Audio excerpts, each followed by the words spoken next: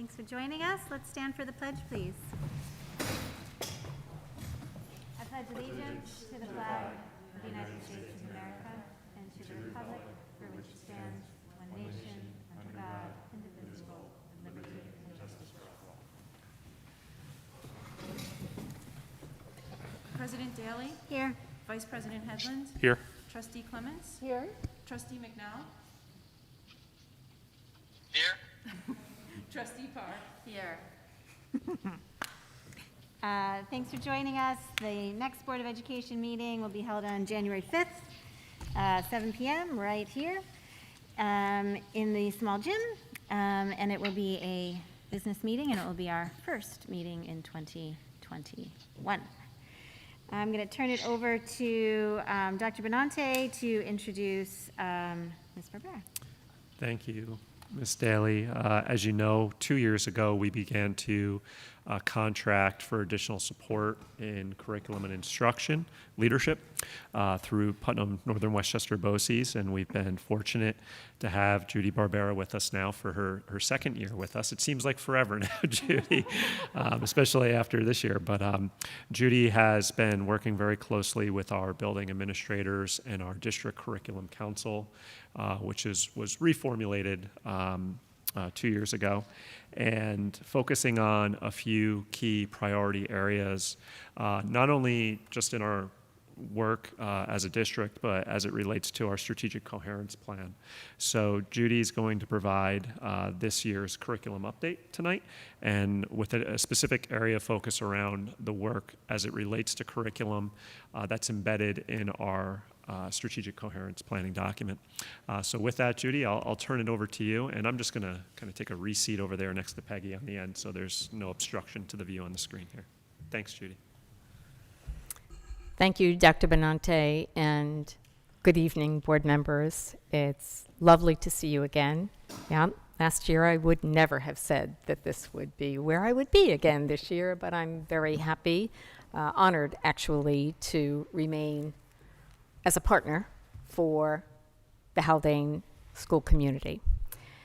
And I did want to tell you that, well, first of all, I'm going to be presenting the Haldane Curriculum Report. However, I will let you know that what I will present will be absolutely the collective efforts of, first of all, the Haldane leadership team. I'm so glad they're all here this evening.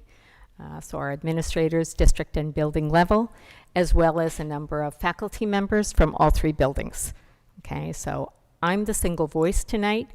We decided that's not my style. My style is a little bit more of collaborative presentation. You'll do this part, I'll do that part. But given all of the circumstances and the daily management needs going on right now, we decided, no, Jude, why don't you do this piece, okay?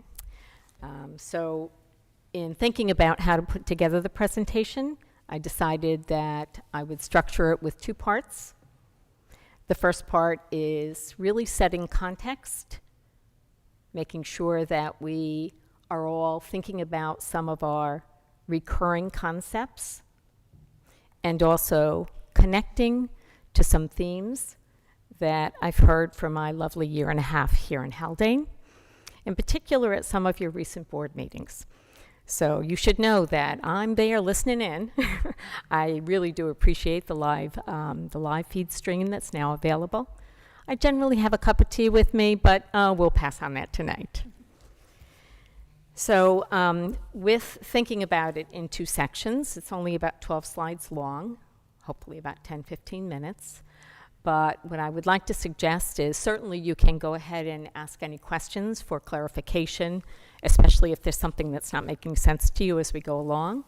But I'll also pause after the first part of the presentation, give you everyone a chance to process, and again, ask questions, and of course, we'll continue the conversation at the end. That first section again, right? Context, recurring concepts, as well as some themes. So that's how we're going to get started. And even though the title is the Haldane Curriculum Report, in all of my years in district leadership, I never really settled just on that one term of curriculum, because of course this is really all about student learning. And the curriculum is clearly, right, the what it is we want kids to walk out of our system with. But how we measure that, right, and make good instructional decisions around curriculum implementation, otherwise called assessment, is another base of our triangle. And then, of course, the delivery, actually how students learn, how they engage within the curriculum and the assessment practices is part of the tip of the triangle, the instruction. So you saw that diagram last year, and I just wanted to, again, just reinforce that it isn't really what you'll hear tonight isn't limited to curriculum only. It's really around student learning. And we also have had some opportunity to expand the learning. It's always been expanded, but to be a little bit more intentional around the adult learning as well. So you will also hear some work around professional learning, sometimes called professional development, sometimes called staff development, kind of all means the same thing. And then the last piece of context up there is that all of this is still within the context of the current environment and all of the challenges that it presents.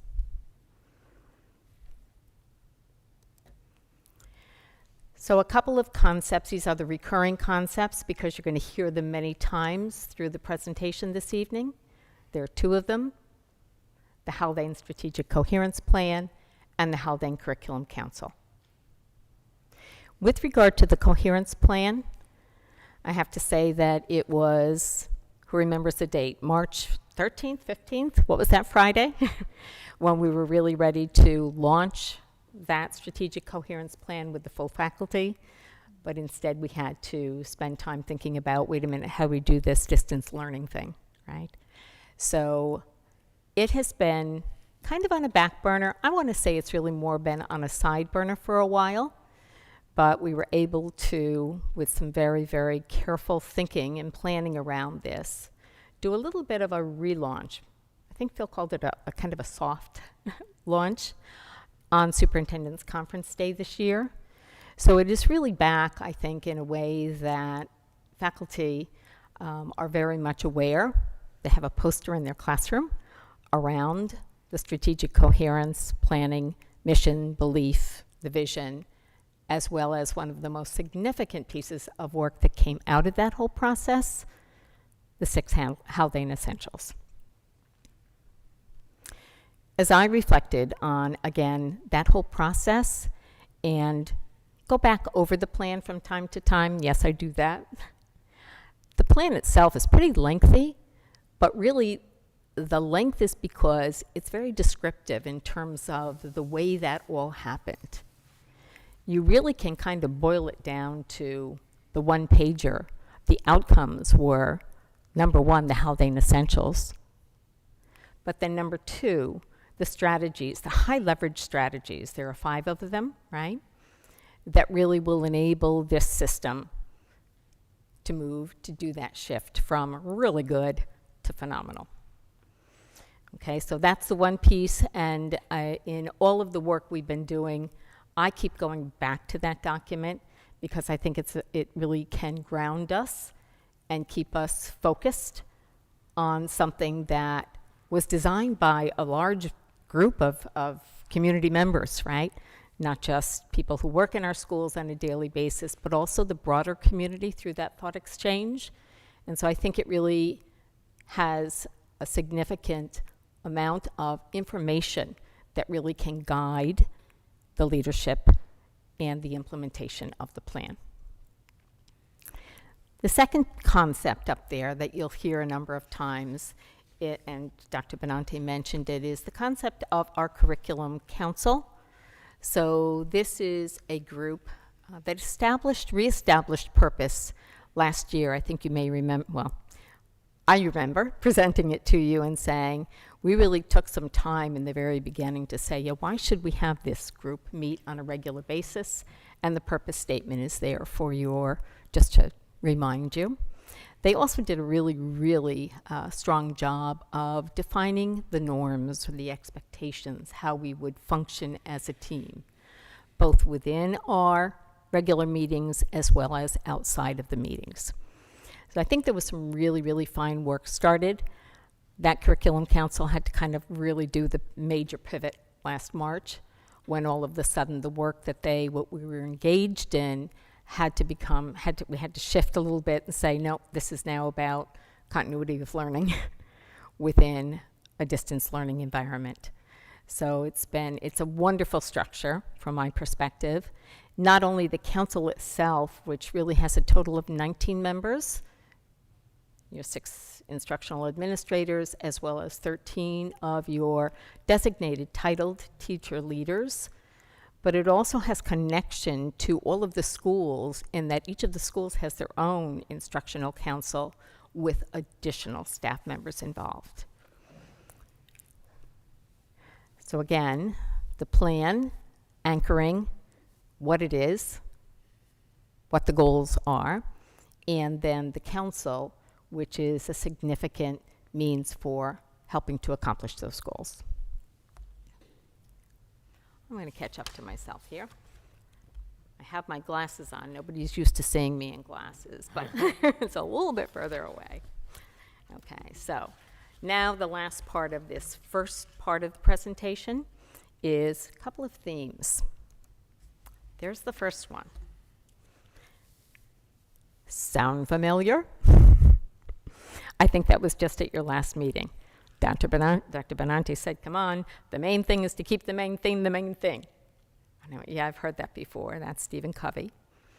And so again, within the current situation, so important to keep the work, yes, meaningful, but also manageable. And one way that we can do that is, of course, to maintain not a singular focus so much as just a sharp focus on the work that we are trying to accomplish. So that's our first theme. The second one, I think, is a couple of slides from now. It is. So what is the main thing? The main thing are the Haldane essentials, right? Again, strategic plan, really strong process, documentation of a strong process, but what comes out of it? What everyone decided they really value, the valued outcomes for the students here in Haldane. The slide that you're looking at is actually an excerpt. It's a piece from the posters that are hanging in all of the classrooms now. Has the mission and beliefs and vision, all of that as well.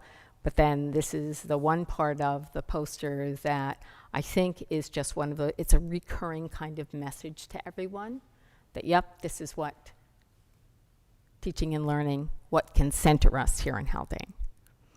I have to say, as a kind of an outsider, I don't know if you could have done a better job with this. Every time I talk to colleagues in other places, I have to tell you, I brag about this. I say, just listen to this. You're going to be able to tell me critical thinking, problem solving, communication. Look at the other 3 valued outcomes within this plan. And it is, I believe, cutting edge. I think it's of the highest quality. And part of the conversation that we had is, with such a strong start in the planning process, if we don't get to it at all this year, it's almost like you're going to have to start another plan. And I kept going, no. This was really strong work. Okay, so that again is a way of saying, yes, we need to keep it meaningful, but we also need to keep it manageable. Here is the focus. Something that came to mind the other night when I was again going through this was, it's a very finite list, isn't it? It's only got 6 things on it. But I just think about the potential for really infinite impact, right? That isn't just for your high school seniors, right? Those are lifelong kind of skills and dispositions that we all value. Okay, so the council, right? That was strategic plan. This is the council. This year again, given everything that's going on, we decided we really needed to modify the process. Last year, the group met monthly, and we decided that that probably wasn't in best interest this year. So instead, what we're doing is we're meeting as a full council quarterly, but we've also taken the council and divided it into 3 strategic coherence planning strategy subgroups. That's a lot of words, right? So into 3 smaller teams. Each of the administrators is partnered with another, and 2 of us are then meeting with a much smaller group. It's probably about 5 or 6 of our teacher leaders, with a little bit more of a singular focus within those groups. That said, the members of the leadership team are still meeting monthly, and the reason for that is just because what we don't want to do is start having this feel like silos, right? You really want to make sure that you're ensuring and managing the rich connections that any good framework will have. And I believe that we've met twice already.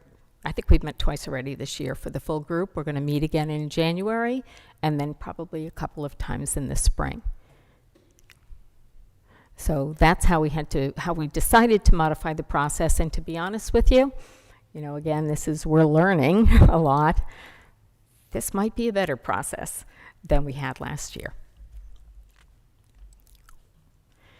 So this is the last piece of the first part. That's another quote that I think may be familiar to you.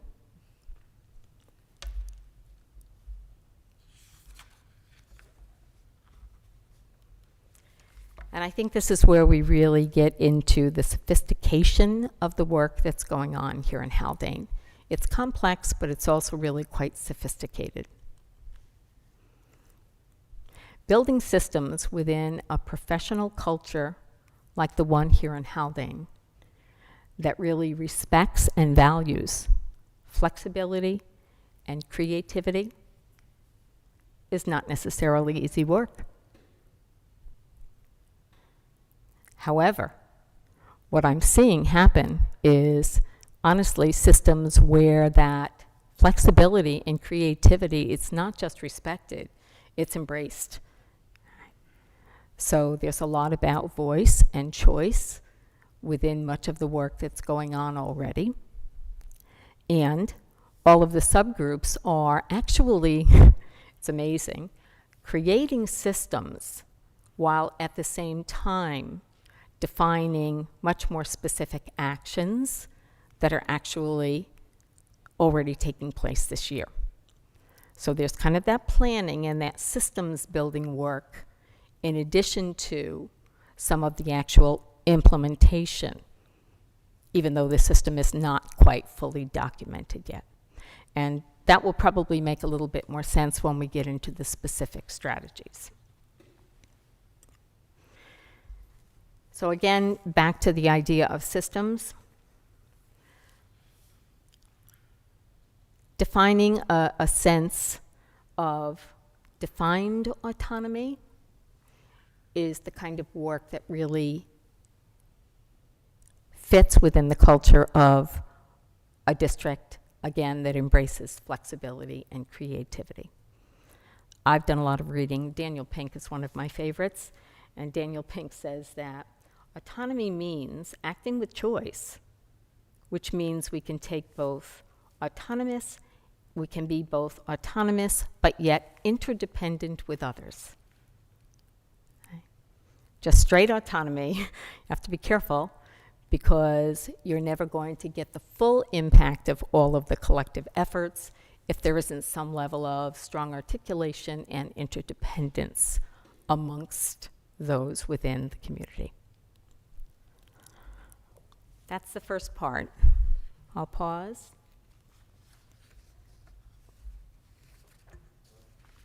Go right ahead.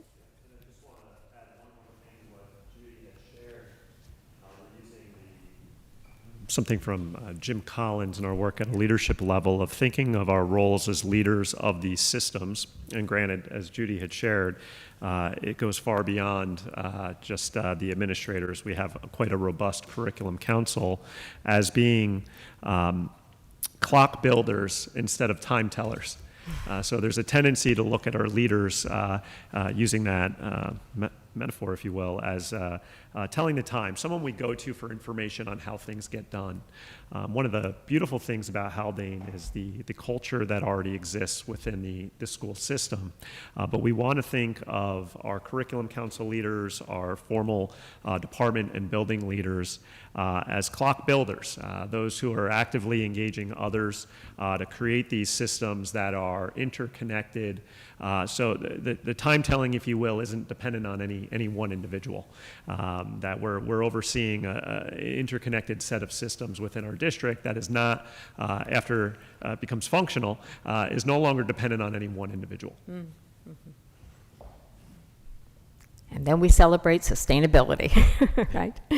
Even though systems sometimes can feel like, do we have to do it that way? What your goal is to, yes, elevate the work, but then to ensure that the elevated work is also sustainable. Okay, so second part, now let's get into some of the detail. I will tell you that we looked at all 5 strategies in the strategic coherence plan, and we ended up choosing the 3 of them that really have the strongest teaching and learning focus. And so our 3 subgroups, yes, they're numbered 1, 2, and 4, because that's how they are in the strategic coherence plan, are around curriculum alignment, professional learning, and vulnerable populations is the language that was kind of pulled out of the 4th strategy, and we'll talk about that in just a minute. So the first one, K-12 curriculum alignment. Took me a long time. I had a lot of text on that slide to begin with. I don't like it, and I said, let me find a visual. So this is the one that I came up with. Vertical alignment is something that really was really critical if what you're looking for is maximizing student growth, right? And one of the real benefits of the Haldane School District is the fact that you have some pretty low mobility. So many of your children are here from grade K all the way through grade 12.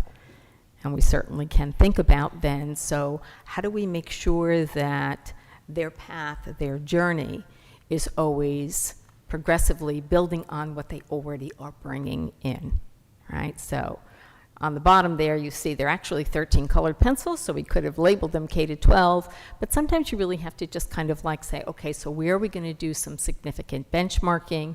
And it might look something like that.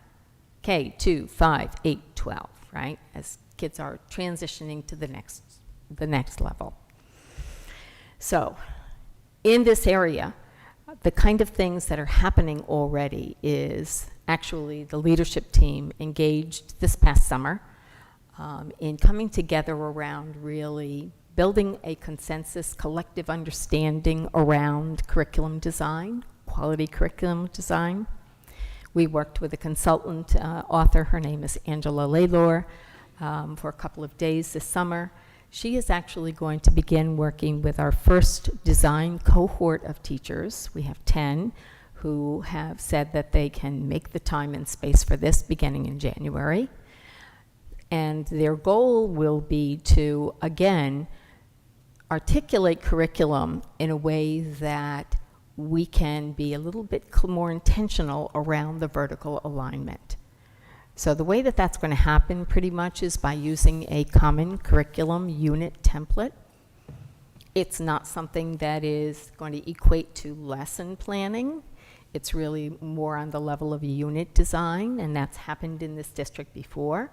But what we're doing now is using a cohort of teachers to really start with the template. We already have it, it's draft, and give feedback as to how it has to be modified, differentiated for different levels of learners or different disciplines.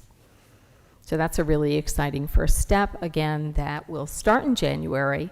Our design with Angela is that there would be level 1 and level 2 cohorts, as many as 4, between now and next fall, to really, again, support teachers in doing this in groups, right, collective groups. Our first cohort is absolutely K-12.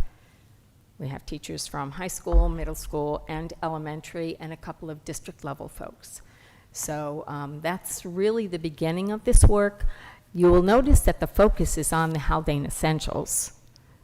But that said, What we still need is more system building around just what does quality curriculum look like, and how do we make sure that teachers, not only who teach that course or grade level, but teachers that need to know what students had before and what the expectations are afterwards, right? So that the vertical alignment piece. The Haldane Essentials themselves right now, we have definition for them that we pulled out of current research. But what we have not done yet, and probably won't get to this year, we'll do some conversations around it, but it's a real, so what does that look like, right? If a second grader is progressing in terms of their growth mindset, what does that look like? So developing that kind of continuum, some people like to call it a rubric. I think you have to be a little bit more flexible about that. We're going to get started with that this year, have faculty spend a little bit more time going deeper in each of the essentials, but probably will be something that will be more summer or into the next school year. The next subgroup is working on professional learning, and again, with an eye towards actually developing a professional learning plan that hopefully will be to you for approval for the 21-22 school year. But in the meantime, also designing and implementing professional learning that are aligned with both the elements of the plan, but also with the current needs. So you wouldn't be surprised to know that right now we have an in-service course up and running on instructional technology that actually will culminate with 20 teachers here in Haldane achieving Google certification, level 1 certification. So again, plan is being developed, needs assessment with faculty, but at the same time offering in-service courses and after-school sessions to just continue to meet current needs. The third strategy subgroup, again, is around vulnerable populations, but if you go back and actually read the strategy itself, it is to ensure that all students, including those from historically underserved or vulnerable populations, have high expectations for success and equitable access to opportunities to learn. So that's really the focus of that fourth one, is really around both instruction and intervention. That's why I kind of modified our little diagram there. And what that group is working on, it's huge, is developing a multi-tiered system, again, focus on system, of support plan that you should have, again, for your review and adoption, hopefully early next school year. That little equation over there on the right-hand side, you know, Judy the math girl had to put an equation in the presentation. Can you figure out what that means? It's the multi-tiered system of support is really your response to intervention stuff, right? The RTI stuff, plus then a very, very intense focus on social emotional learning, and certainly within the context of what we have going on this year. Don't know if the timing could have been better. So there certainly is, again, there are things happening within this area. We certainly are delivering academic intervention services to students who are demonstrating need. We're trying to be a little bit more deliberate, again, about the vertical articulation amongst what does that look like, elementary, middle, and high school, making sure that, especially with less standardized testing, that we have the right set of entrance and exit criteria, and that the processes in the buildings are, again, looking very much at data-driven processes, but also keeping in mind the whole child, both academic skills as well as social emotional learning. Longer than I wanted, a little bit about a lot of work. Any questions?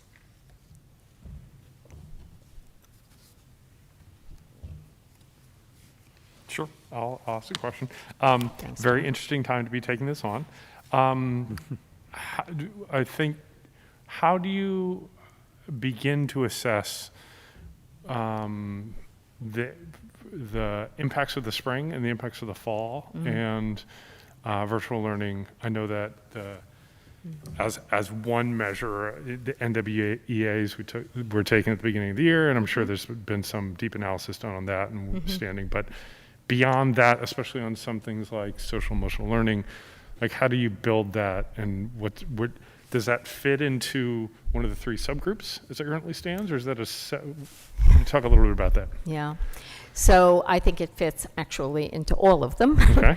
right? Because it certainly is part and parcel of curriculum. Yeah. It's part of the professional learning that all of our faculty members, are continuing to think about refining their own practices, and certainly part of this one. I think if I had to put it in a bucket, I'd probably put it in the one that's on the screen right now, John. But again, I think there's connective tissue in all of them. You mentioned the measures of academic progress. That's the component of NWEA that has been administered here in the fall. And people have begun to really look at that. I will tell you that actually Marianne and I were on a regional call on Friday with many school leaders who want to really think together about what that all says.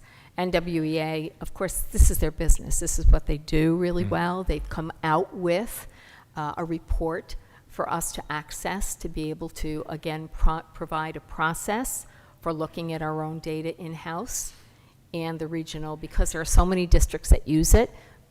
I believe there will be a regional users group that will do some additional thinking together around that.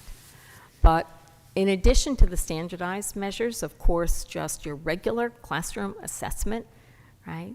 DRA2s and all of the rich assessment that here in Haldane you were able to do because kids have been in school, which has just really been very helpful. But certainly social emotional, I think that, kids are so resilient there. But we know that that doesn't mean that they haven't been in some way impacted. So I do believe that it will take time for us to really be able to say, okay, no, because you always have some level of regression, you have the ups and downs, to be able to say that that was directly related to the fact that there had to be so much distance learning going on. I don't know if that actually is going to be very beneficial for anybody. I think it's really about them moving forward. Where is he now? What can she do now? And then how do I make sure that I'm scaffolding instruction, right, and designing supports that will move them along that continuum. I've kind of a follow-up question for John and then a second one. So I completely respect what you're saying, definitely. Like, it would be difficult, and sort of what's the purpose of making determinations about whether a student's, where a student is in learning progressions, whether or not it's due to the pandemic. But and it hadn't occurred to me until now, and I'm not asking for it for any time soon, but I do think at least I and maybe the board would like to know, well, what evidence is there that there has been, that our students aren't doing as well as we might have anticipated otherwise? I mean, NWA came out with a report that's gotten a lot of press that says, in fact, actually lots of kids have maintained pretty well for reading, but the math has been a real problem, right? And that's not surprising, especially in a community like this.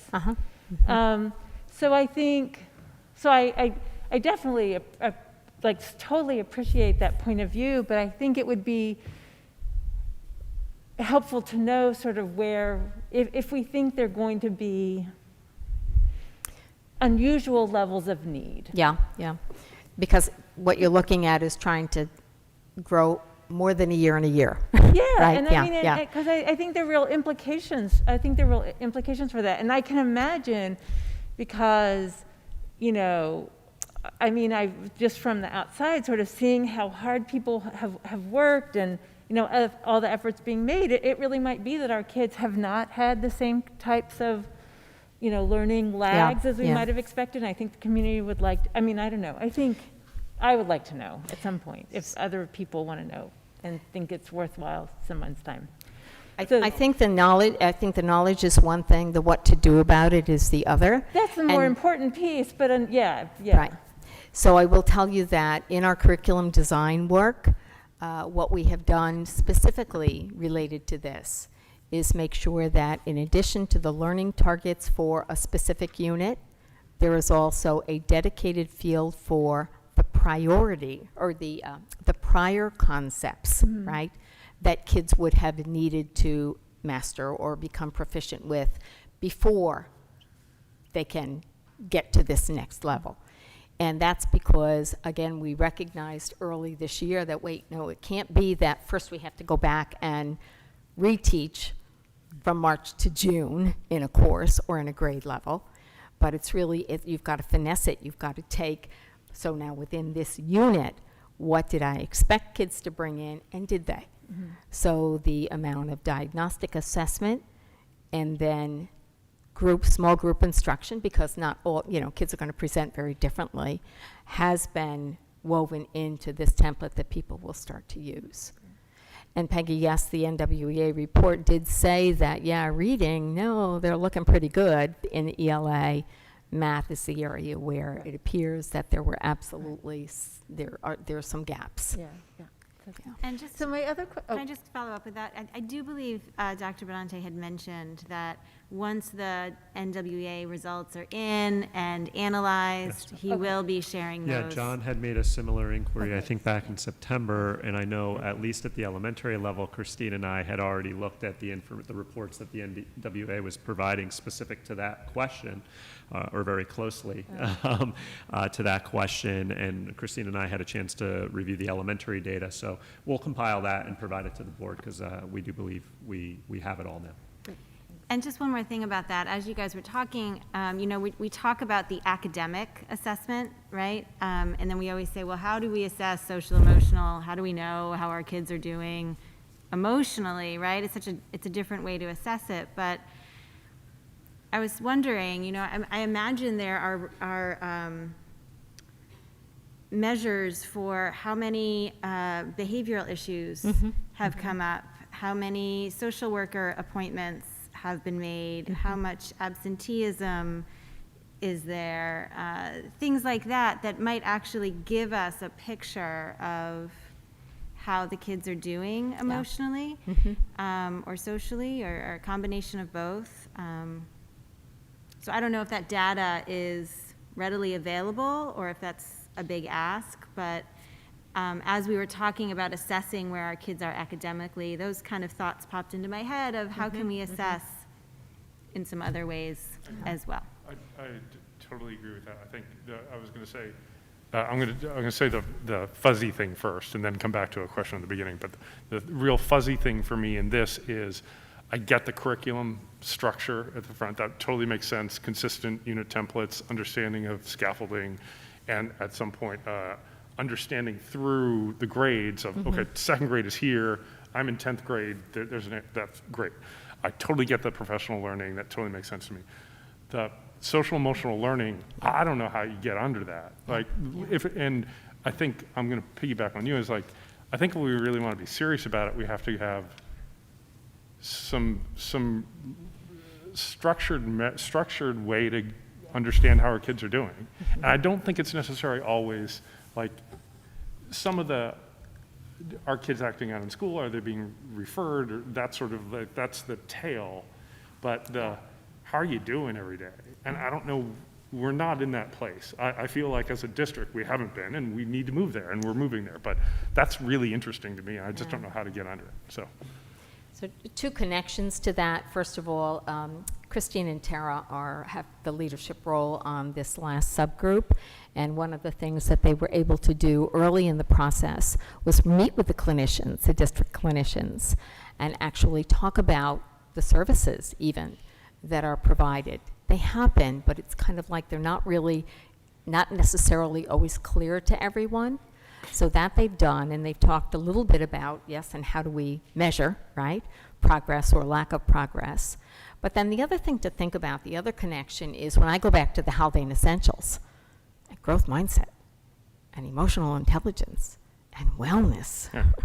You know, so it's not even that, yeah, we've got these other things. No, that's half of your set of valued outcomes. So I think that it's not going to be easy. I don't think there's a lot out there to replicate, to be honest with you. I think it's cutting edge kind of stuff. And I think that what we need to be doing is we need to be thinking about really the perspective that classroom teacher, that person that's working with those third graders day in and day out, how they can help really to define then what it means for a student. And again, third grade, chronologically, you know, you've got usually better than about a year in that third grade classroom, but just what does that continuum look like? And where are the places where you go, wait a minute, something's not feeling so good here, what do we do to intervene? So, but it's absolutely not simple. And I think it will take a very, very rich process involving lots of people. Well, I just think about implications for the board and for the budget. If you think about, like, I will bet, and somebody's going to correct me because I'm probably wrong, but I'll bet, like, when we get designated a blue ribbon school, or we get top X% schools, and none of the criteria that go into those assessments talk about social emotional learning or emotional intelligence or growth mindset. So that's what school is, and the instructional industry is geared on assessing. And so if we're going out, if we're really making a commitment to this, we're going to have to figure something out that's probably not the norm, which will be fascinating, but interesting. And just to add to it, John, I think you're spot on. And that certainly was part of our discussion with the coherence planning team last year. And even the dependence on those academic indicators are not even reflective of critical thinking necessarily, or problem solving, or communication skills.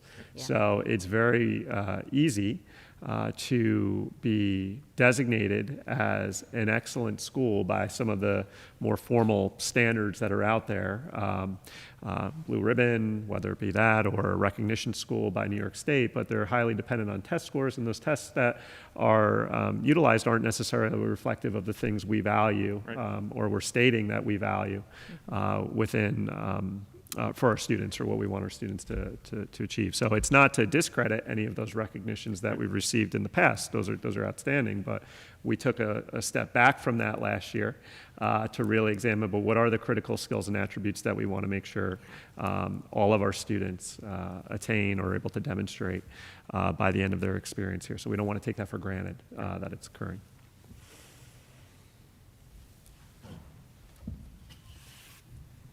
I have a sort of a technical question. So you had this MTSSR equals RTI plus SEL.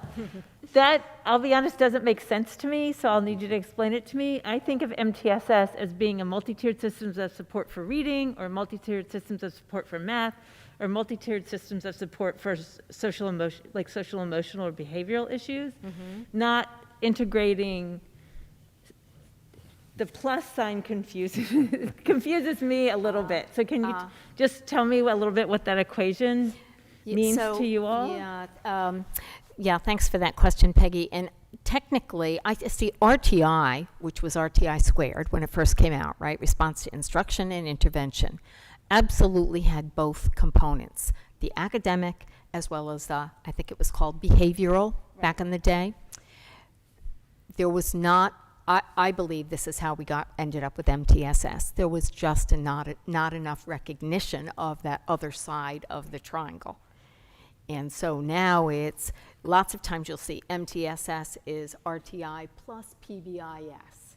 I think it's a little bit broader than that, but I think what it's trying to do is come back and kind of elevate that it's not just about the academic skills. Yeah, so maybe there's some redundancy in there. And I have to say that was a colleague from here in Putnam that came up with that equation. And it was something that people went like, yeah, that makes sense. But what you did is you just went down, all the way down into the nuance. All right, yeah. thanks. Sure. Judy, thank you so much. Oh, you're welcome. You're welcome, my Really pleasure. fantastic.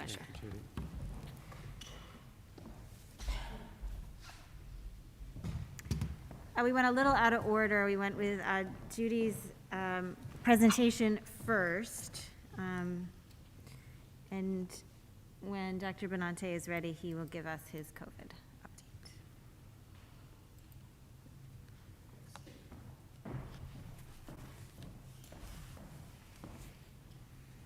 More updates than usual, so I needed to Understandable. rely on a slide deck for this week, so excuse me for that, because these have been a little less Foreboding. formal in previous weeks, but I didn't want to forget anything. So obviously, last week was a busy week for us, and I think we had talked really multiple times throughout the school year that at some point we may come to a point where I think we knew, I shouldn't say we thought, where we would be impacted by COVID within our community more directly in our ability to have to either advise families of the need to quarantine, their children to quarantine, or have to close school. And both of those situations arose last week.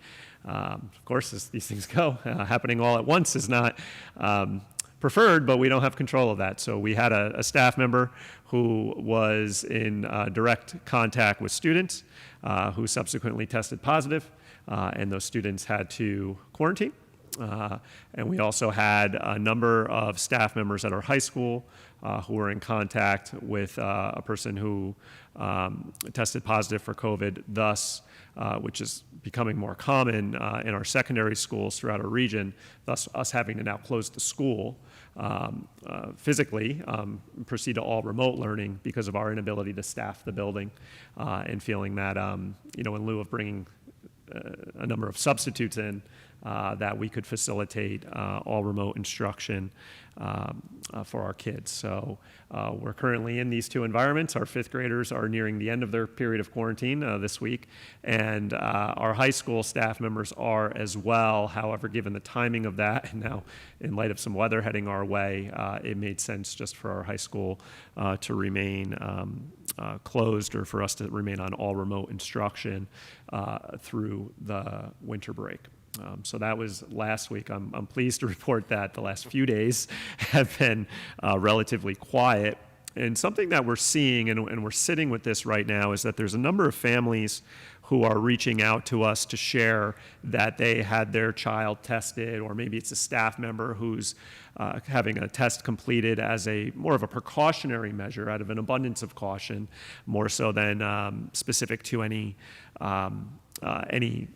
concern over actually being infected. They're not displaying any symptoms. And in some ways that's very helpful to us. In other ways, we're sitting with what do we need to know and what do we need not to know, I should say, because that I can be honest or candid in that there are times when that information comes to us where it's very helpful in anticipating the potential need to contact trace and to be able to expedite the contact tracing process, which can allow us, depending on the situation, to not have to keep our school, the physical campus, open, and to not have to have all students default to a remote learning environment on any given day, because given our size and given the time that our administrators and other professionals are committing to this, we can facilitate contact tracing rather quickly. And that was the case in one example last week, because we were anticipating, well, this may happen, and if it does, what series of actions are we going to put into motion? So we're sitting with that because it may be useful to now use that as a strategy or a broad strategy, and notify our community of such. So I do anticipate we'll have some things to communicate to families and to staff after the winter break. Here's how you can help us keep our schools physically open, so we don't have to use a blanket default to all remote instruction in the coming weeks. Because I do think we're clearly within that period of time where we very well are going to be impacted by this through the next 2 months at least. So I do think that last week illustrated how our preventative measures and our response measures are working on campus. We did not have any additional positive cases that have stemmed from those on-campus contacts, which I think in total we have close to 80 individuals currently quarantining, with none of them subsequently becoming infected or positive, and a number of whom have had COVID tests conducted in that time, but they're still required to complete their quarantine. But yet, it is difficult to avoid disruption to instruction. We've spoken of this in the past, where there may be this period of time where defaulting to an all-remote environment because we're anticipating potentially cases arising out of what's going on in our community may just very well be what's best for our students and what's best for our staff. And I do think we're in that scenario right now and will be. So with that, I am, or as you know, I did state that December 21st through 23rd, we're going to be all remote days. Again, in anticipation that we're in this window where infection rates are really high in our area. We do have a number of families that have notified us that they're pending COVID test results. And just if you look at the statistics and the volume of testing that we're aware of occurring, some of those cases are going to result in positives. And thus, we have to begin the contact tracing process. So limiting the number of students who are coming on to campus for a period of time, one, allows for us to see the results of that, to not have any the potential for last-minute disruptions to our families and to our school community. In consultation with Dr. Corsaro late last week, he did advise that it would be prudent for us to extend all remote instruction for at least a 1-week period of time post-winter break.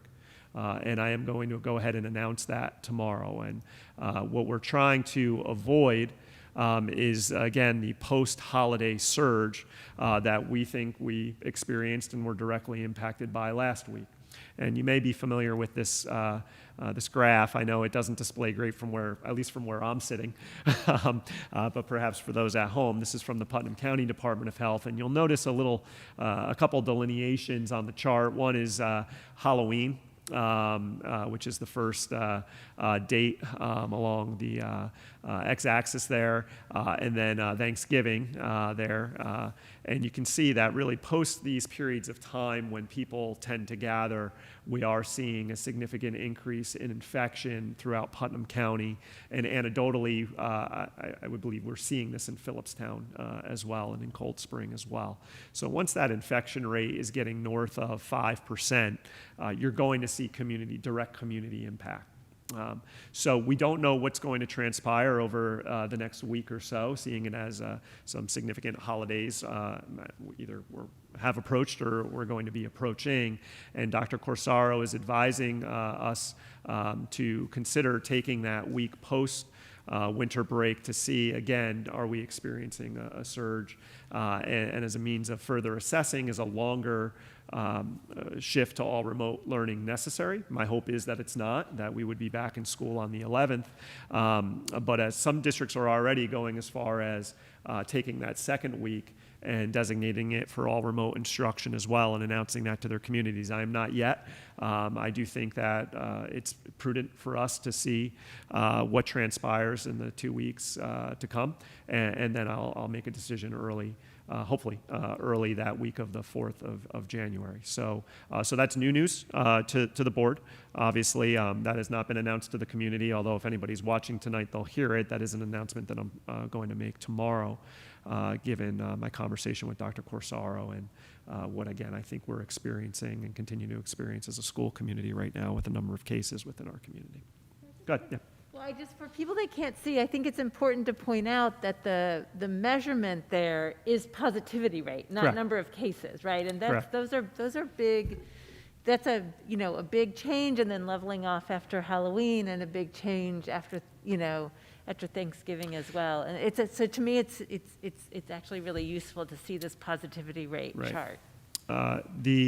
And we function for the majority of September through October, hovering right around a 1% Yeah. positivity rate as a county. And the county number isn't necessarily reflective of what's going on within our specific community, but it's an indicator. It's the closest indicator that we have to approximate direct community impact.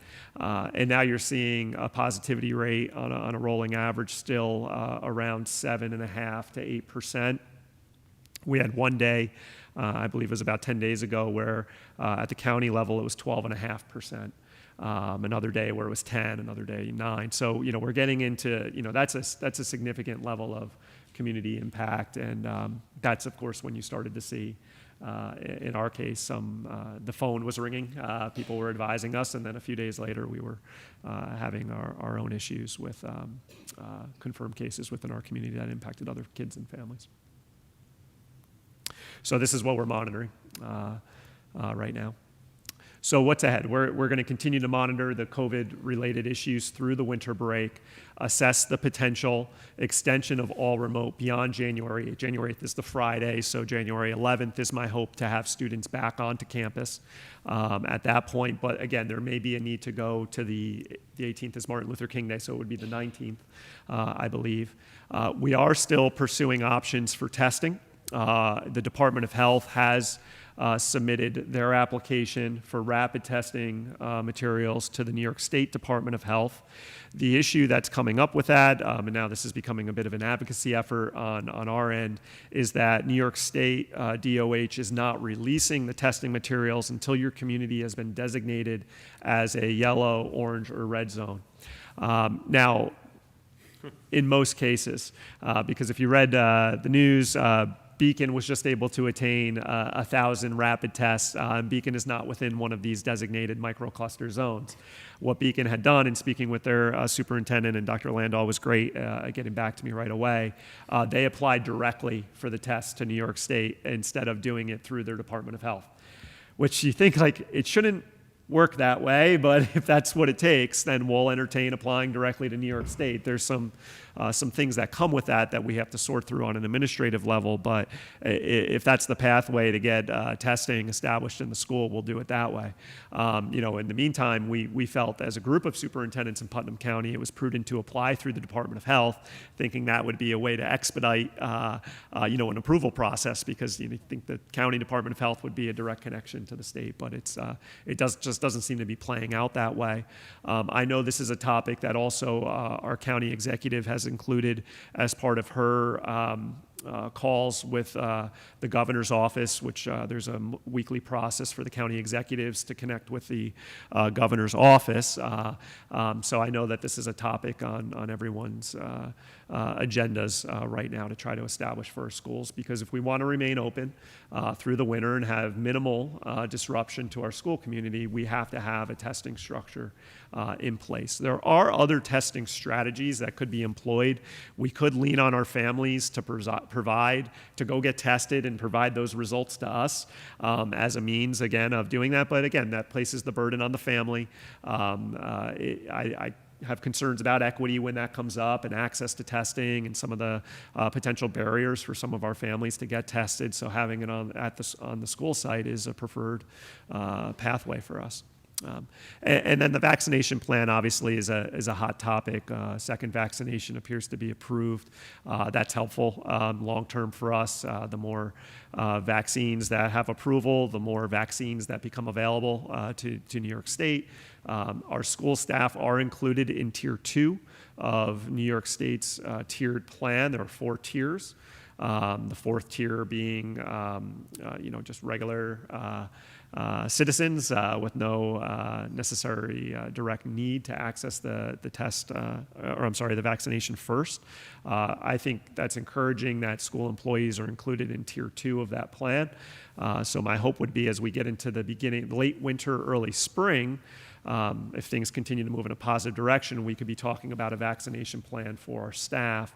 Again, whether that be done at a county level or whether it be done in our educators or school personnel's home counties.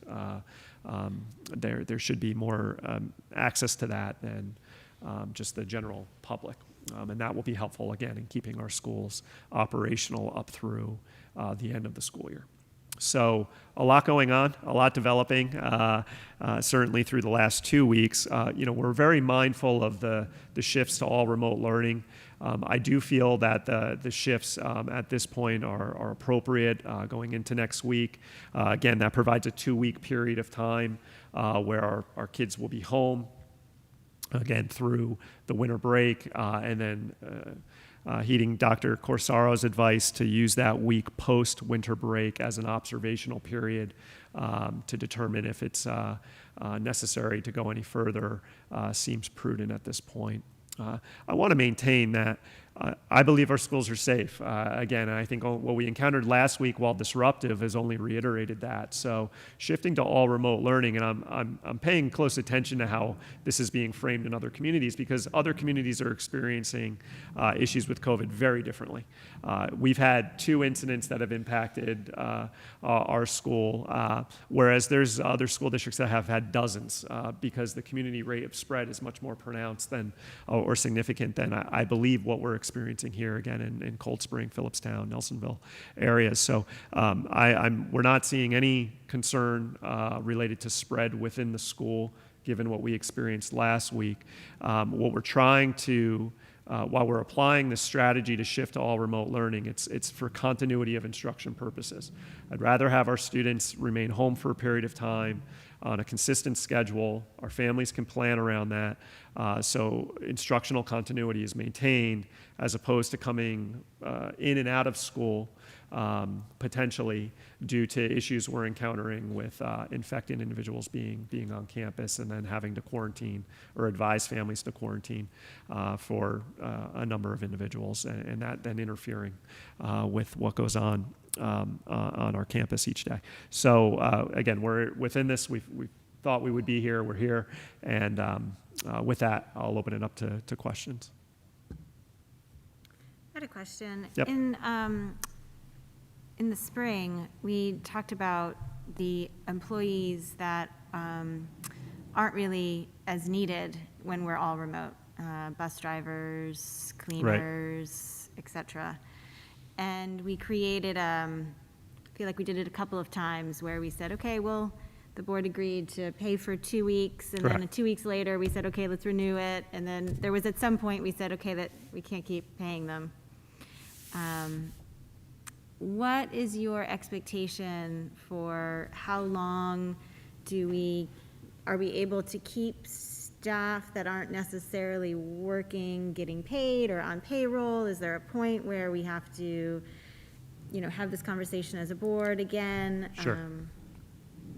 I think it's a good question, Jen, and it's the difficult part of our work as an administration, and I know your work as a Board of Education, as trustees of the school system, where you're being mindful, or we are all being mindful of our employees and a sense of responsibility to them, but also mindful of we are a taxpayer-funded entity, and many in our community have been impacted by this pandemic and have been directly impacted financially, and the costs that are associated with running our operation, and demonstration to our community that we're being prudent with their tax dollars and reducing costs wherever we can. So that's a delicate balance, right? Staff needs, especially this time of year, as we're around the holidays. So our staff has examined the potential for having to furlough certain employees. Based on our conversation as of today, we feel that through the period of time that I'm presenting to the board to be all remote, so through the 7th, that we can still keep our employees meaningfully engaged on work and projects that need to be done on campus, as long as we have the cooperation of our bargaining units to do so. So it may mean, and we're specifically talking about our CSEA unit, as you mentioned, if our students are not here, it's less need for transportation, although we're still responsible for transporting out-of-district students. Less need within our cafeteria staff. custodial maintenance, not in the same way. It's a different type of need. We can move more towards preventative maintenance and longer-term projects with our M&O staff. And obviously, we have to keep the buildings running and operational. But as long as we have the cooperation of their unit, and this is a conversation we have to have with them, we can keep those employees who may not be necessarily needed, engaged in other work areas. And we don't have to get into a furloughing scenario yet. If we were to extend beyond the 7th or the 8th, I think at that point, the administration may very well be presenting to the board a discussion or thoughts relating to furloughing particular employees. We just don't know what's going to play out in the next few weeks. If that trend were to continue and we're to see infection rates, upwards of 15%, we're not going to be in school. It's just there's going to be so much direct impact that it's going to make sense to shift to all remote instruction for, a prolonged period of time. And that's where I think furloughing comes back, certainly on the table. But just not quite there yet. Okay. And I think that's good for us, again, trying to manage that balance. My sense is that the community, we certainly could do it if we were in that position where we felt, we needed to save as much money as we could right now. This goes back to decisions that we made very early on, through last year's budget cycle, going up to the levy limit. From where we sit right now, I'm not seeing a level of fiscal stress that in other districts they are, and out of necessity they're furloughing. We're not there yet. And again, I think it goes back to our community support for our budget last school year. Some good financing through this school year when we talk about refinancing debt, as Ann had shared with you last meeting. And the positive result of that, we're able to keep things operational and just good planning. We're able to utilize our staff, and I think we'll have the cooperation of our units to keep folks employed during a time of the year where I think we don't want to deliver news like that to our employees. Being respectful and mindful, though, of the community impact. Thank you. Any other questions? So just have one last note Go ahead. that on, so Thursday, it's supposed to snow, if you haven't heard. And although some insist it's going to rain, I think it's gonna snow. So we're going to try to do our best, depending on how the storm's shaping up, to announce to families tomorrow what our plans are for Thursday. As a reminder, we made the decision early on to keep our snow days built into our calendar.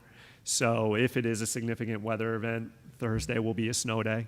It is my hope our kids do not go back on computer screens and iPads and those things. They go outside and shovel, obviously, for their families, and we can make that part of the homework, right? But they go outside and play and get outside and enjoy a snow day. But it does bring into question Friday, because, and I'm just being candid with the board tonight, and I'm going to try to frame this as best I can in a notice to the community. You get into these bigger storms where ultimately it impacts a second day. Depending on power outages, especially in our area, or just the need for additional snow removal, which would potentially move us into having delay on Friday. I would rather shift to an all-remote day on Friday and have a full all-remote day in lieu of delaying school, because we lose instructional time if we need that. So we have to assess, are there power outages? What does it look like the impact of the storm's going to be into Friday? And it very well may just be best for us to make Friday an all-remote day, and then obviously that will carry into next week with the days we've already declared, or I've already declared as such, not to sound so hierarchical, but so that's just something I'm being mindful of. I know our other superintendents in the area are. We were talking about it today. I thought the snow day calls were going to be easy this year. This one certainly won't be, because of the implications, again, on the day that follows. So I just wanted to give the board a heads up on that. Okay, thank you. Thank you. Is there any communication from the public at this time? Okay, our committee minutes are here. The policy committee met on December 8th. And we're going into our information on reports. Our student advisor is, I'm sure, very busy doing very important things this evening, and so he's not here. So I'll turn it over to Ms. Jamin.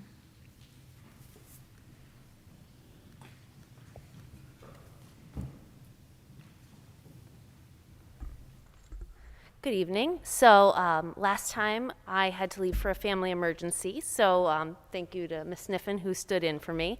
But at that report, our students had just transitioned in, our families who had chosen to return from full remote instruction. So I just want to recap that they have transitioned in, they've done well. With the community rates that were shown here, we have had just a handful of students revert back to remote instruction, but less than 5. So we continue to have more than half of our students that started remote are back on campus and have remained on campus through today, which is wonderful and going well. This month's board report focused on 3 things. One, our students wrote letters to various community members at the Thanksgiving holiday, and they were really touching artwork, letters. They went home with meals from the community and also through our senior center. So that was really wonderful to see. We've gotten 2 letters back from seniors who want to continue and are hoping that we just have more artwork coming their way and wanting to share their stories with our students. And I'm sure there are more that just haven't written to me. So that's been wonderful. And then I wanted to just talk about the 5th grade. Right before Thanksgiving, we had seen those community rates increasing and spent a lot of time as a faculty working on what the plans would be if we went remote, communicating with families through Google Classroom. If we're remote for a short period of time, this is what you can anticipate. If we go remote for a longer period of time, this is how that schedule would shift. And so when the 5th grade did need to go to remote, I would just like to compliment our students, our families, our staff, our teachers on the fact that with very minimal confusion, a couple of kids saying, oh, I'm in the wrong spot, I'm in your class, or mix-ups, they were able to transition and have that transition to remote instruction go very smoothly. I anticipate that next week, whether it be Friday with a snow day or Monday, with the fact that it's anticipated versus being just an emergency transition, we've had a lot of time to prepare, to talk, to communicate with families. And so it's been a blessing to be on campus, to have our students in the classroom, to be able to go through Google Classroom with them and show them this is where you're going to see it. So I anticipate that there will always be confusion that first day, but that it will go smoothly and we'll be able to address any of those concerns. Thank you. Thank you very much. Thank you. All right. Dr. Silke.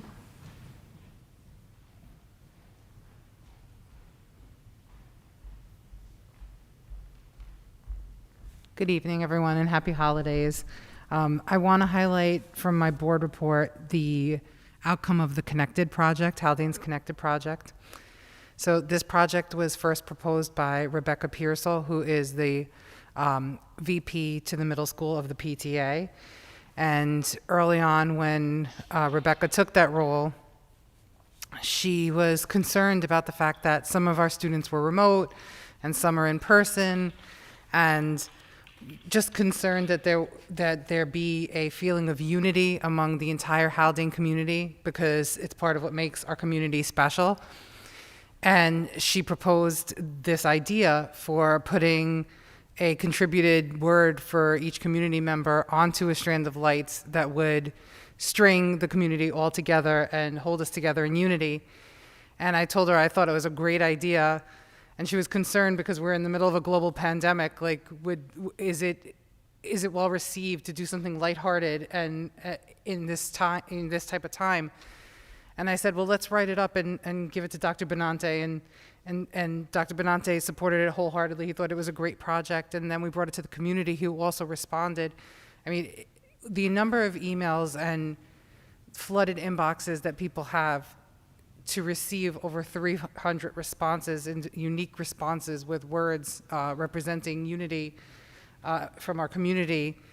It was wonderful, and our Discover, Create, and Innovate classes run by Mr. Horn, the students lovingly hand wrote in Sharpie marker the words onto the tags and attached the tags onto the lights. And then with the help of Mr. Walsh and our buildings and grounds crew, we strung the lights on the Knoll Rock. If you haven't had a chance to see them tonight as you leave, please take a look. It's one thing to have an area of the campus lit because the light itself as winter approaches is beautiful, but to know that on those lights are the tags of the words that were contributed by our community, the symbolism of it is lovely and quite warm. So please enjoy that, and thank you for your participation in it. Thank you. Ms. Sniffen.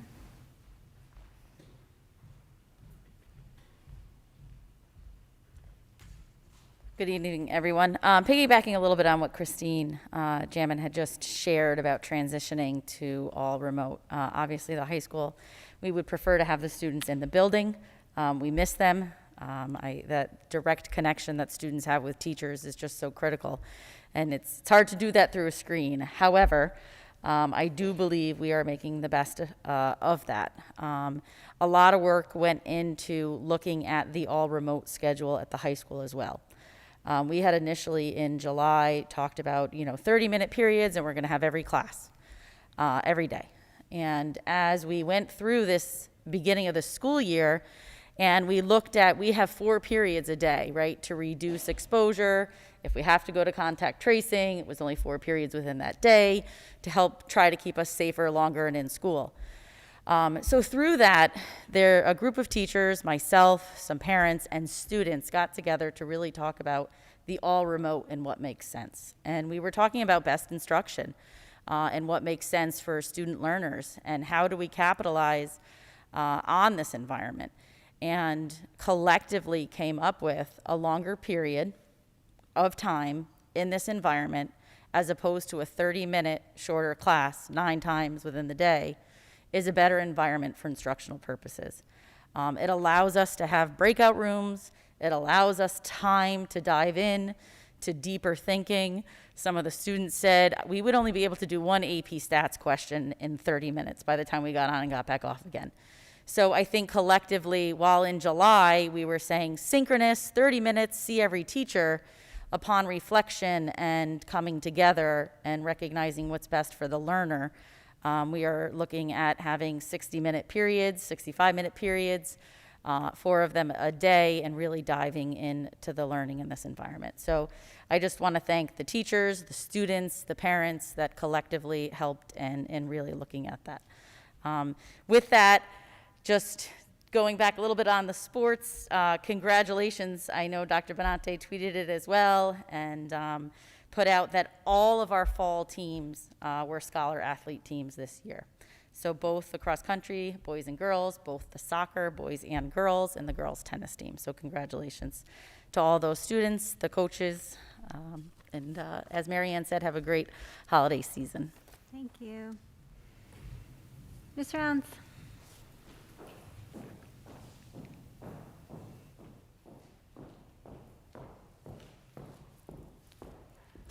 Good evening. So we continue to talk a lot about social emotional supports. And in my board report this month, I highlighted the chance that I had to sit on one of our DBT consultation meetings that our clinicians have. They meet weekly, and then twice a month our consultant comes or doesn't come anymore, she Zooms, and they meet with her.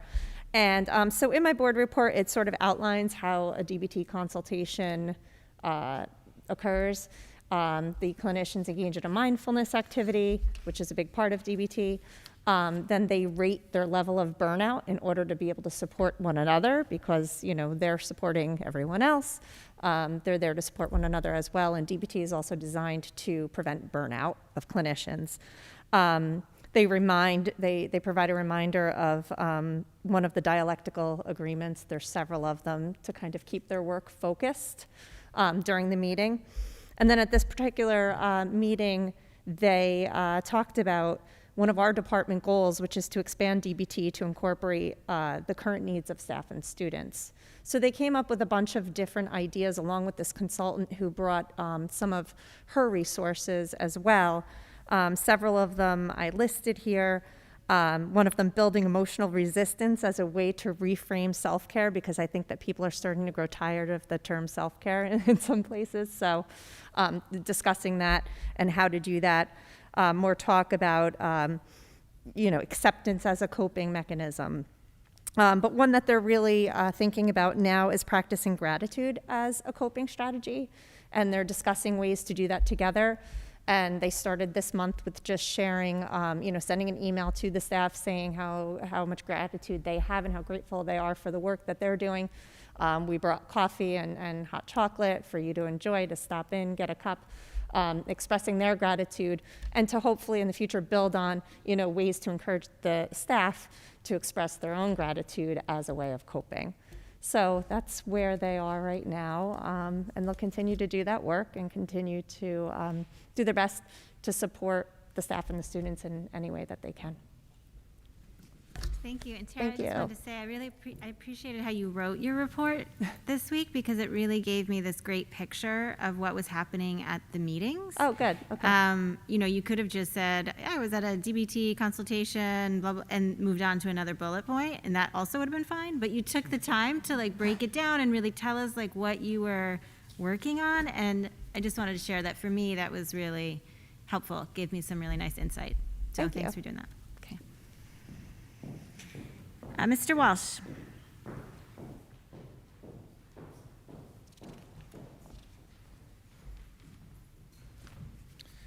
Good evening. The Facilities Department continues to clean and disinfect. That's been our prime. It's been the Newsflash. primary focus for the past several months, and will just continue to be throughout. We have managed to do some other things besides clean and disinfect throughout the past couple months. A lot of painting going on. Typical PM of equipment. The word of the evening is snow. That's at least another focus of ours. We've PM'd all the equipment. We're ready to go. We have the snow team prepared. We'll be meeting tomorrow, and we'll be ready for Thursday, tomorrow night and for Thursday for the removal of snow. This will be my first major snowstorm. So I don't want to say I'm looking forward to it, but I guess we're looking forward to it. In terms of capital construction, electrical mechanical phase, it's being designed by Fuller and D'Angelo, is nearly complete. That will be submitted to the state this week. Review times at the state is about 6 to 8 weeks, so we're hoping to get those plans back and approved from the state near the end of winter, early spring, and hopefully we can go out to bid with that for hopeful construction over the summer. The contract that is awarded, which is Arrow Steel, that's the window replacement for the elementary school building. They've been on site doing some field measuring. They've been providing some middles to Fuller and D'Angelo for review, and we're hoping to get those shop drawings over to the manufacturer shortly so we can get in line for manufacturing to get all the materials here for summer construction. And that's all, unless there's any questions. Quick question. Remind me what's in the electrical mechanical piece. Sure, there's a couple of areas that are getting air conditioning and That's right. renewed ventilation down in the cafeteria, nurses wing, middle school principal and office, as long as with some of the band rooms, music room, band room, they're getting new ventilation, new hot water heaters. It also includes some security in terms of replacement of old cameras, new cameras, as well as access control. Thank you very much. Appreciate Thank you. Okay, consent agenda minutes. May I have a motion, please? it. So moved. These are our minutes from our December 1st meeting. Any discussion? All those in favor? Aye. Consent agenda financial. May I have a motion, please? So moved. Any discussion? All those in favor? Aye. Aye. Consent agenda personnel. May I have a motion, please? So moved. Second? Any discussion? Dr. Benante, did you have anything Jen, you'd if like I to may, share? I just Yeah. wanted to make note of Ms. Geller's indication that she'll be retiring at the end of the school year. I had a wonderful conversation with Mrs. Geller about her plans post-retirement. She certainly will be with us for the remainder of the school year, and we'll have more to say, hopefully, in our ability to gather later this school year with our retirees. But we wanted to congratulate her on her anticipated retirement. Very good. All those in favor?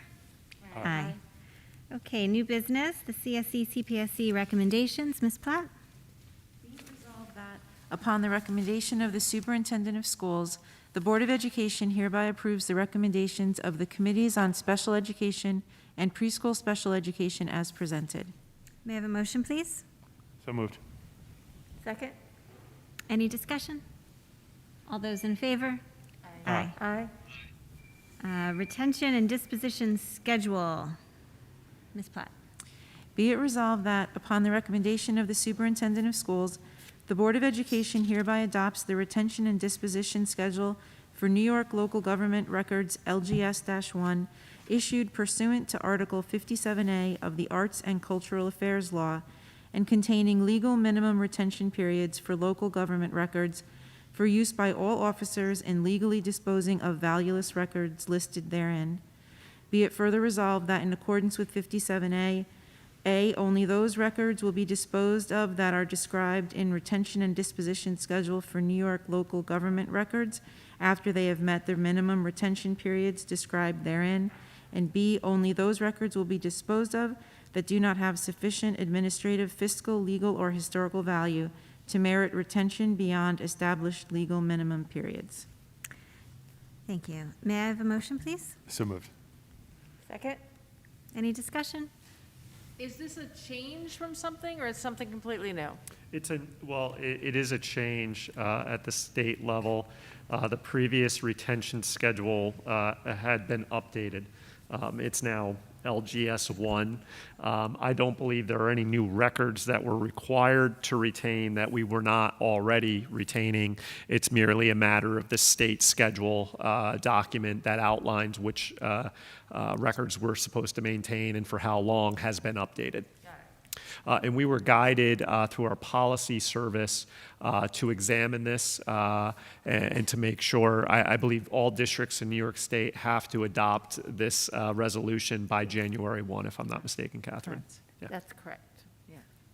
Thank you. Okay. All those in favor? Aye. Okay, Ms. Galante's contract? Be it resolved that upon the recommendation of the Superintendent of Schools, the Board of Education hereby approves the terms of the contract in lieu of probation with Ms. Sarah Galante, a copy of which shall be incorporated by reference in the minutes of this meeting, and be it further resolved that the Board of Education does hereby authorize the Superintendent of Schools to execute such consulting services agreement on behalf of the district. May I have a motion, please? So moved. Second? Dr. Benante, did you want to speak to Yeah, this? so Ms. Galante had filled in for Ms. Prey at the beginning of the school year. As you're aware, Ms. Prey has announced her retirement mid-year. And any time that there's an unanticipated, whether it be a leave or in this case a retirement, it opens up the probationary position. However, this is an inopportune time to facilitate a search process as we normally would to fill the probationary period. Given that Ms. Galante was familiar with the class and the routines, and we're trying to prioritize continuity for those students as well, we felt it was prudent to have Ms. Galante fulfill the position for the remainder of the school year, and that will allow us an opportunity to open the position as we normally would at the conclusion of the school year, see if there's any interest in staff transfer, which is our responsibility obviously to the unit, to the HFA, and or to facilitate a search process and interview schedule as we normally would. So given the unanticipated nature of the retirement, this allows us that time to still stay and honor the processes and the procedures that we normally would when there's an open probationary period in our district. And generally, we don't have unexpected retirements. Correct. For this very reason. Yes. But these are special times, and so we do special things. Yeah. That's right. Okay, any further discussion? All those in favor? Aye. Okay, the memorandum of agreement, Ms. Platt. Whereas on November 24th, 2020, representatives of the Board of Education and the Haldane Faculty Association reached agreement on a memorandum of agreement to create a one-year successor collectively negotiated agreement effective July 1st, 2020, and terminating on June 30th, 2021. And whereas Board of Education ratification is a requirement of said memorandum of agreement, now therefore be it resolved that the Board of Education hereby ratifies the November 24th, 2020 memorandum of agreement and hereby appropriates those monies necessary to fund the 2020-2021 agreement between the district and the Haldane Faculty Association. May I have a motion, please? So moved. Second. Any discussion? A thank you to Sean McNall and John Headland, who are our board representatives at the with the HFA negotiations. So a thank you for you guys for your work. Do you have anything you'd like I just to say? wanted to thank our representatives, so Sean and John, Ann Dinio, and Mike Lambert, our council, who were helpful on our end, and also Andrea McHugh, Tom Casey, the labor relations specialist for the HFA, as well as the HFA's negotiations team.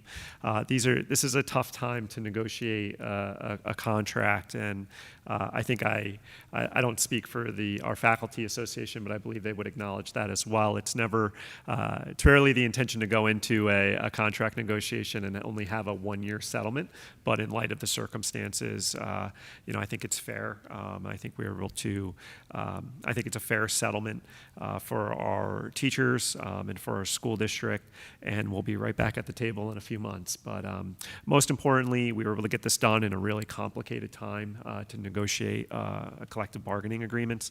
It's my understanding that many districts out there are not settling, and the fact that we were able to, I think, speaks to the culture within our school community and the desire on both parties' part to move forward and to look ahead to next school year. Thank you. All those in favor? Aye. Aye. Okay, our mid-year self-evaluation, this is a check-in, and I'm going to turn it over to John to help us check in. All right, I'll keep this quick. Now that we are almost done with Dr. Benante's mid-year self-evaluation, we will launch into our own as a reminder, mostly to the public, but also to us. We launched this last year to make sure that as the board, we were doing some self-reflection. There is, and we will keep the structure unless anyone has any dramatic objections, is similar to last year. As you remember, there are 5 standards that we look to do self-assessment on. Let me see if I can do them. There's one for vision, there's one for communication, there's one for policy, there's one for ethical leadership, and I think there's one for fiscal oversight, general categories.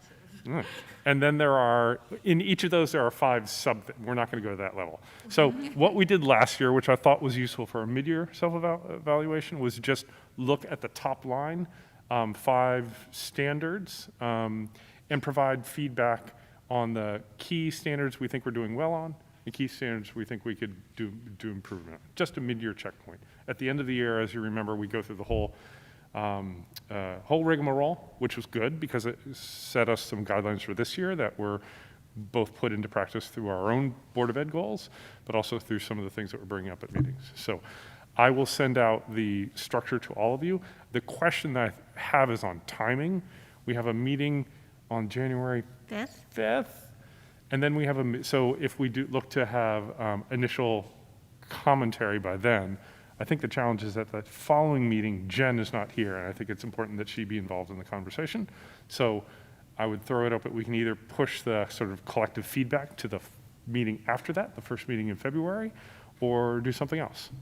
I'll throw that open to the board. I would suggest that could we just push it so that everybody gives you their feedback by January 19th? Yeah, sure. And that we have a meeting as a group February, whatever that first February one is. Yeah, sure. Third And that or may be something? actually what we Second? did, Thank you. the timing that we did last year too, so.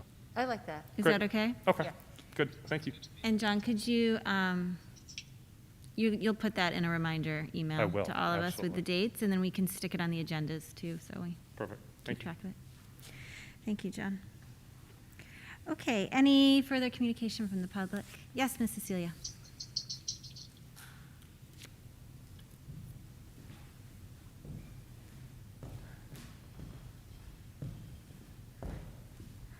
Hi. I just wanted to recognize my sister Deirdre Knapp, who's been here for 15 years, and she's literally pretty much on her way to Florida probably Thursday. So I just wanted to say she's had a great time here, and she's going to miss everybody. Oh, thank you so much. Part of the Haldane family. Okay, board committee reports. So policy committee update. I'd like to turn those over to Peggy.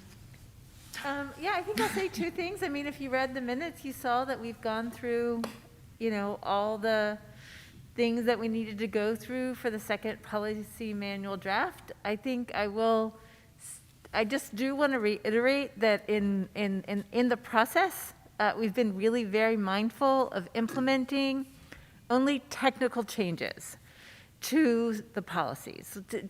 Technical changes that reflect changes in law or other regulations that mandate change in policies. And I think as we go through it the next time, there may be other things that we want to dig into as a group. And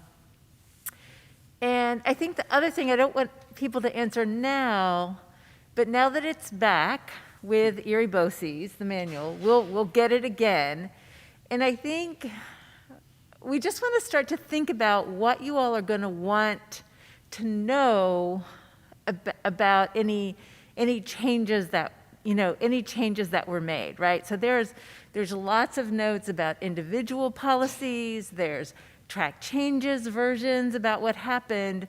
And I would just like people to begin to think a little bit about what they'd like to see before, because the idea is when that policy manual comes back, I actually don't remember, pretty quickly it will be ready for us to adopt. And yeah, keeping in mind, again, that the changes that we have made reflect the law. And you're certainly welcome to look at whatever you want to look at. Just keep in mind, it took us months to do all of that. So anyway, that's just one thing I want y'all to begin thinking of. So when it comes back, will we be able to, is it going to have like red lines? No, where it will we're gonna not. Be able to see? No, it will That's not. what Peggy's saying. That's what I'm If saying. you want to Yeah. see the track changes. and You that's would what have she to look means at the by- track changes version in draft policy manual 1 and the track changes version in policy in draft 2, as well as the hundreds of lines document where we've kept those changes.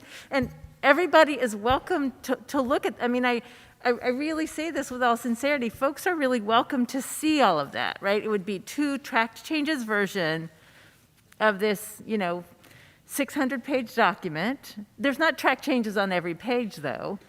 A guide that really says what's happened to any of the policies in draft 1 and draft 2. That is all available, and we can make it available. I just think you want to think about how much you want to see. That's. Well, it might be that the best process might just be to make it all available. We could just, and that's actually, and that And would, then- that's true. We could just pull it all together and create a folder that we share Yeah. with the board members Yeah. that shows the track changes version again, Yeah. and then you I can could see what walk you wanna folks see. through it. Yeah. But yeah. I have a, Yeah, to have everything, right? Yeah. Yeah. my, Good. my ask, if it's not too onerous, and this is not a do not spend, this can be a, because I know you've spent a ton of time on this, this can be a stream of conscious forthcoming sort of guide, which would be to identify if there are things that you wrestled with as a No, committee. yeah. If it was just like, here's the law, we got to slot the law in. But if there are things that were like, this is dramatically different from what we have, or there was a difference of opinion. Okay, so no. And anytime there was like a discussion, it was like, oh, we're gonna have to bring this before the board. Yeah. Okay. I mean, it wasn't, we never changed anything that actually required thought So what you saying We is, only changed what was required by law or, there was some like semantics or like had to insert a different district word Okay, instead. I okay. mean, it was, so I guess the follow, great, good, and maybe I'll wade through I don't think I'm going to wade through the red line, therefore. Maybe does that therefore trigger if there were a bunch of things that could potentially have been changed but were not because we didn't want to make decisions on behalf of the board, does that guide okay, now that we've got the whole thing, here are the first 5 things we should do? yes. Yeah, we Okay, have great. that. Okay, Yes. great, good. We have Yes, that. Yeah. yes. Great. Yeah, yeah. Sounds great, thank you. Yeah. I mean, I guess the other thing I would say at this point is the first time when we get a policy to look at it, I think we've tended to do this really super close reading of it, which is important. You do want to read that. And yet I also feel like I've really developed this understanding that the policy manual is really a tool, this is my understanding of it, is a tool to keep us all on track to be meeting our legal obligations for the policies that are required by law, and then to also make, and also to reflect policies that represent things that we are legally required to do. And that to go, I mean, others may disagree with this, to go too far down the line and begin to do a lot of wordsmithing with it, to make the language more to our liking in some situations could take us down the road to the perfect in the sacrifice of the good. And so I think, I think so. So I feel like the longer we've done this, the more pragmatic approach I've taken to reviewing the policies and thinking about how to do this. And because I think the most important thing is reflected in our commitment to continually audit and develop a process that we've kind of had to figure out, like, because we haven't done this in a while, to make sure that our policy manual is up to date and available to the public. So anyway, it'll be great for us to begin to have some of these conversations about policies, but we do have this list of things we want to come back and revisit. Absolutely. Great. But we can make everything available. And then at some end of a meeting, I can boringly describe to you what it all like how to decipher all of it, because it's not completely transparent. Awesome, I thank you. think. Does that sound okay? Yeah, sounds great. Okay, Westchester Putnam School Board Association update. Did anyone else go to the Managing the New Landscape webinar that they had last week? No. I wouldn't have seen you because it was a webinar, but what I really appreciated about it was this commitment to having a conversation about how we're all getting through COVID and how we're getting through the crisis and what's good about it, like what are the silver linings that we want to keep doing and what are the things we want to definitely stop doing. And so Dr. Valerie Henning-Piedmont from Hastings-on-Hudson did a presentation about teaching about racism, which I thought was really relevant. Dr. Jeff Gorman, who's the Assistant Superintendent of Mount Vernon, did a presentation on blended learning. And it was really interesting to hear him talk because he is just loving this whole digital virtual world. And he's like, I've been trying to get our school district to do more virtual learning forever, and now we all have to do it, and it's going great, and I love it. And this is the wave of the future. Like he's totally grooving on it, which I don't know that I completely agree with him, but it's nice to have that kind of positive spin on what we're all experiencing. And then Dr. Elliot Cohen, who's the Director of Psychology at Scarsdale, gave a presentation on the status of mental health. And so I think it's impressive that Scarsdale has a Director of Psychology, but it's also very impressive to hear him speak. And John, you might be interesting for you to look him up and look at what he's doing, because he is talking about assessing mental health. Yeah. Yeah. So anyways, it was interesting, and I thank Westchester Putnam for continuing to help us move forward. Okay. Any board reflections? Yes. I wanted to thank Christine for talking again about the letters that the elementary school wrote to the seniors. You know, we've heard, I was just so touched by the district letter, just in a lot of ways. But I thought it was just really so nice. Like, we hear how isolation is a problem for lots of people. It's particularly concerning for our seniors. And I just think that's such a great project, and it's just lovely. And thanks for sharing it. I want to thank Ms. Sniffen and the high school for doing the high school orientation. Oh my God, I cannot believe we're here. I don't know how that happened, but it was well done for a Zoom presentation. And I also, I was really interested, because I didn't realize, or I hadn't thought that about the people who were really considering that, like, they're in the market for, am I going to send my kids to Haldane? And that came through as you're considering. We'd normally do a walkthrough. Maybe we'll think about a way to do that. And so that was reminding me that it's not just you go straight through. There are other populations we need to be cognizant of. So that was really good. And then also just a bunch of things I didn't know about, like in terms of course options and digital learning, Mandarin Chinese or whatever. So fantastic. Thank you very much. Looking forward to it. Jesus. Anyways. Dr. Benante, any final thoughts? No further thoughts. I wish everyone a happy holiday. Can I ask one question? National Honor Society induction is on Thursday. If it snows, will it still be virtual? No. It will be We're postponed. going to reschedule it, correct, Julia? You should actually have an email in your inbox from Ms. Bernice, if not now, by tomorrow morning. Yeah, I think she sent Thank it you. tonight. I think I saw that in there a moment ago. So. Thank you. Thank you for asking, Margaret. Okay, I'd like to make a motion to go into executive session for the purpose of discussing Dr. Benante's mid-year review. And second. All those in favor? Aye. Okay, thank you. We are not coming back. Thank you.